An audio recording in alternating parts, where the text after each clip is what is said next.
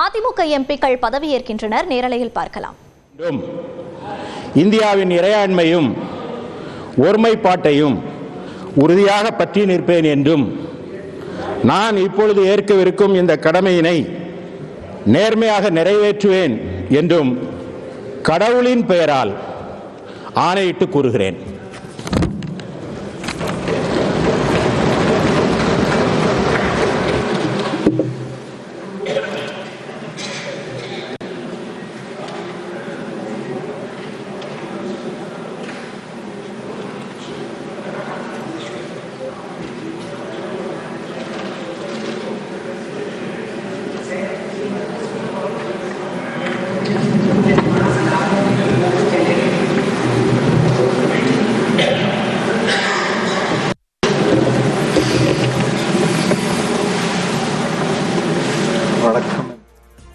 இது குறித்த கூடுதல் தகவல்களோடு இணைகிறார் நமது செய்தியாளர் சுசித்ரா. விவரங்கள்.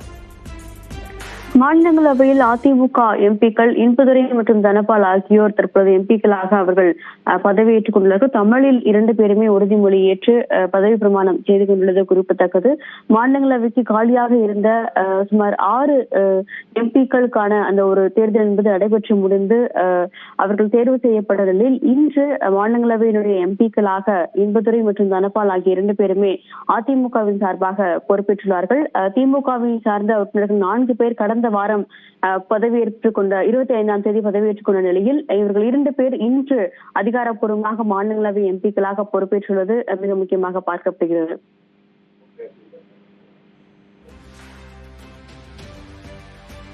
இன்பதுரை மற்றும் தனபால் ஆகிய இருவரும் தற்போது பதவியேற்றிருக்கின்றனர். மொத்தம் அதிமுகவின் உறுப்பினர்கள் தற்போது எத்தனையாக இருக்கிறது?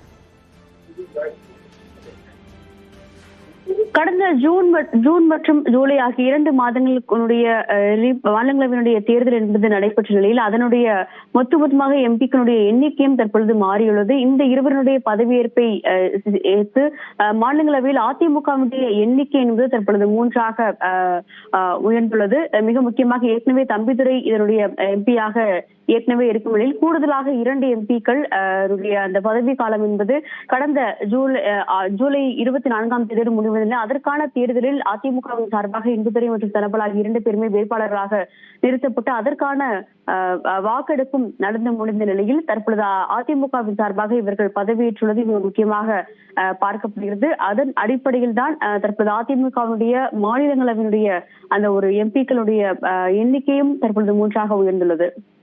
சுசித்ரா, நீங்க இணைப்பிலே இருந்து தொடர்ந்து பேசலாம். இன்பதுரை மற்றும் தனபால் ஆகியோர் பதவியேற்ற காட்சிகளை தற்போது பார்க்கலாம்.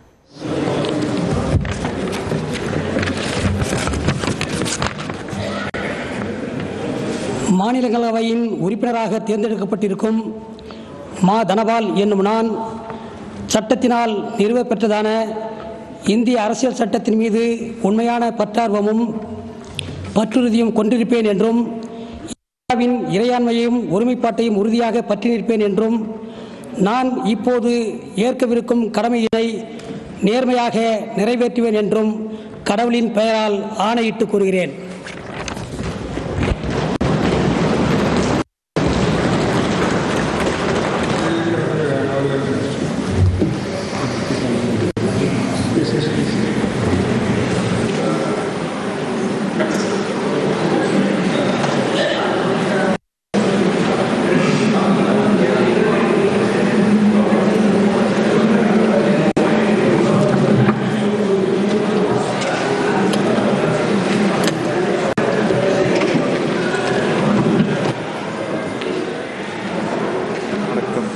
வணக்கம் சார்.